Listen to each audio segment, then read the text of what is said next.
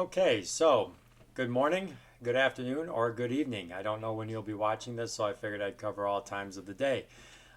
This is the first part of the World War II lecture notes. We're going to be breaking this up into segments because there's a lot of notes to take and there's a lot of various topics to be covered in World War II. So this is going to be the introduction, and this is going to be lay the foundation for the rest of the war. We just got done with the Great Depression, and the Great Depression is something that didn't just impact the United States; it impacted the entire world as a whole. Specifically, nations like Italy, Japan, and of course Germany. Those were nations whose economies went down after World War I and never really recovered. So how the United States had a roaring 20s and economic growth, massive economic growth during the 1920s. Other countries did not experience that after World War I, and specifically those three nations who would become our adversaries during World War II, they did not have a roaring 20s in their countries. In fact, in Germany, it was especially bad because the Treaty of Versailles hurt Germany economically speaking, and so their money was worth very little. They had a lot of economic unrest, they had political unrest, and that would lead to the rise of somebody like Adolf Hitler in 1933 to become the leader of Germany. Incidentally, 1933 is also the year that Franklin Delano Roosevelt became the leader of the United States. And it's also the year that Japan attacked Manchuria, a northern province in China, which really 1933 becomes the year you could almost say that's the year that World War II began. So the first person we're going to look at is Benito Mussolini. Benito Mussolini became the dictator of Italy in the early 1920s, and he would rule Italy as the overall powerful dictator. And the word fascism is the first time. It's the first time that the word fascism would be applied to a world leader, and that is because he preached a sort of a politics in which Italy would be. He would tell the Italian people that they were culturally, ethnically superior to other people, and he really wanted to create a new Roman Empire. Rome, of course, is the capital city of Italy. The Roman Empire had ruled most of Europe and parts of Asia and Africa for 1,500 years during its growth, its highest, strongest moments, and even through its decline. It was a 1,500-year reign of power, the Roman Empire, and he wanted to create a new one. Now, he didn't have the power to take over many European nations, so he would start expanding Italy by going into Africa and attacking the nation of Ethiopia.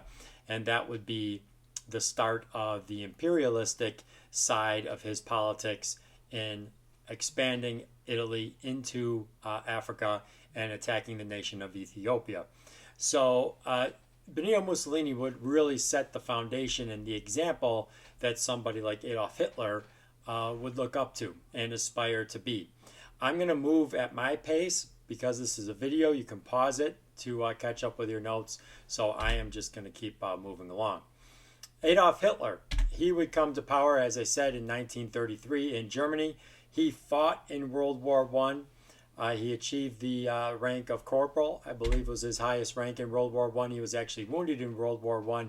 And when he came back to Germany, he was disgusted by the Treaty of Versailles, and he spoke out about Germany giving in or capitulating to the Allies in the Treaty of Versailles.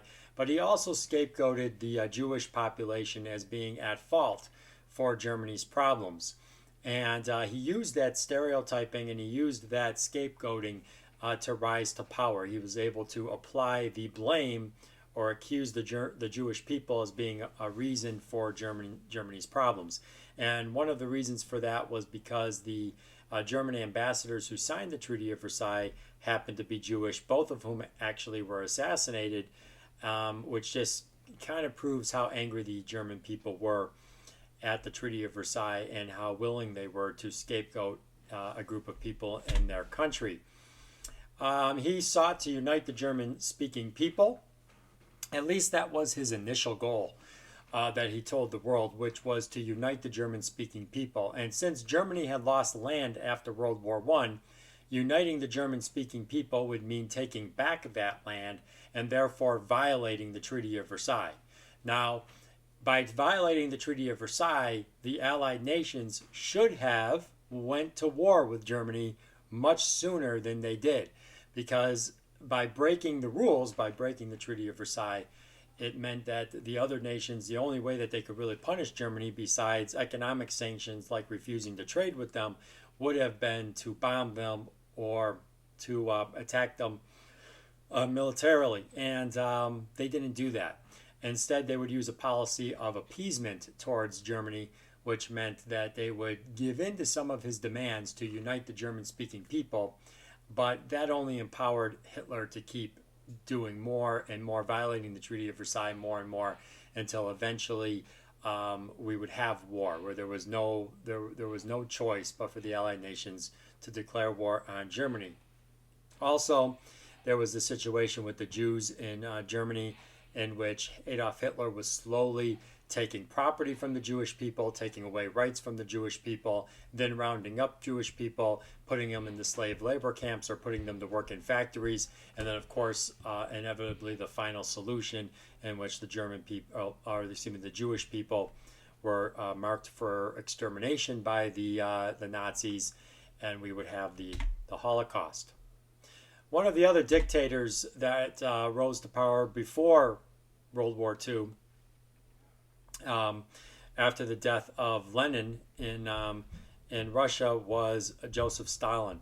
And Joseph Stalin was the brutal dictator of the Soviet Union. And the only reason why in World War II we won't see him as being the bad guy is because Joseph Stalin and the United States would be allies.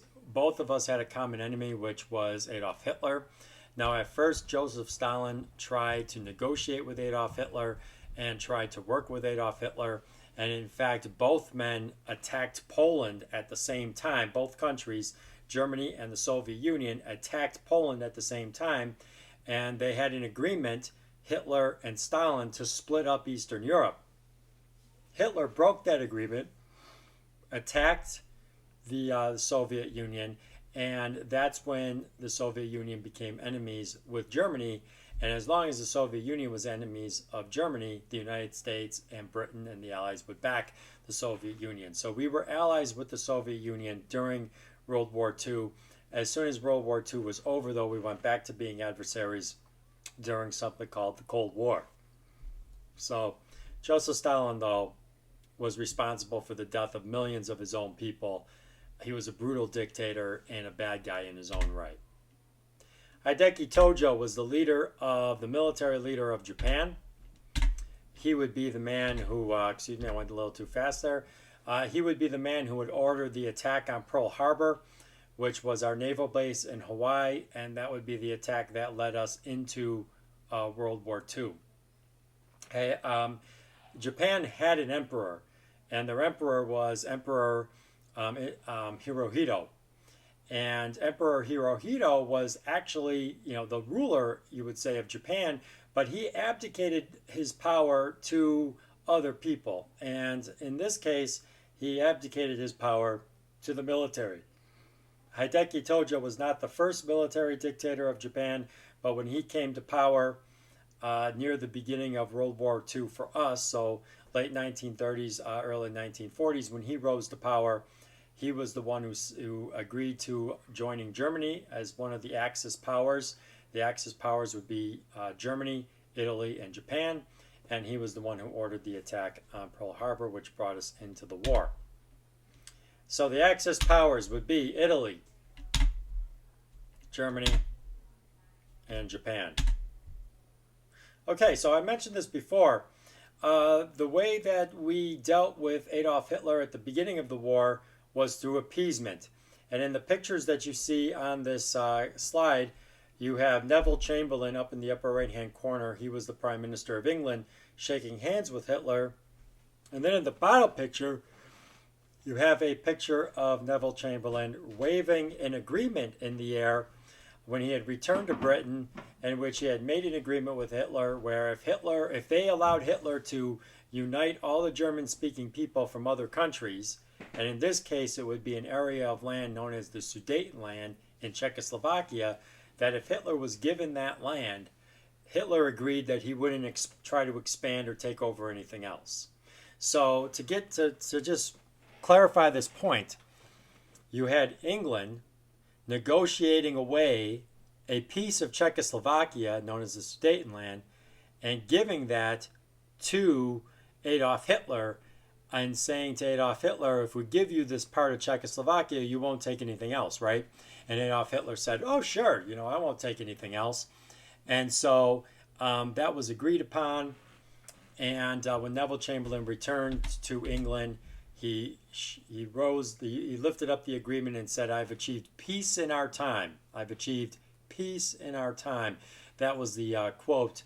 And unfortunately, that is not what happened. Unfortunately, Adolf Hitler would violate that agreement. He would take over the rest of Czechoslovakia. And that is when finally the Allied nations started to gear up for war. And then after Hitler invaded Poland on September 1st, 1939, that is when the Allied nations would declare war on Germany and would declare war then on Italy and Japan. But the United States, we would stay out of it for more than 2 years. We would stay out of it until December 7th, 1941, when the Japanese attacked us at Pearl Harbor. Okay, now the United States involvement before we actually got involved militarily was to try and help the Allies. Franklin Delano Roosevelt, and this was also seen as a way to try to finally end the Depression because the Great Depression was still going on. Franklin Delano Roosevelt got Congress to agree to the Lend-Lease Act. And this would be a program in which we would start to make war supplies. We would gear up our military might, okay, to build war supplies, our factories, I should say, to build up war supplies, and then we would either sell or we would either lease those products to the Allies. So lend them the products or lease them the products.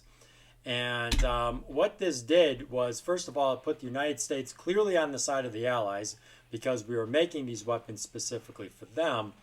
But it also helped to put people back to work to help put an end to the Great Depression. And it helped to prepare us for war in the event that we would get involved. Franklin Delano Roosevelt could not convince the American people that we had to get involved in the war. It would take until Pearl Harbor before public opinion would turn squarely into the side of going to war.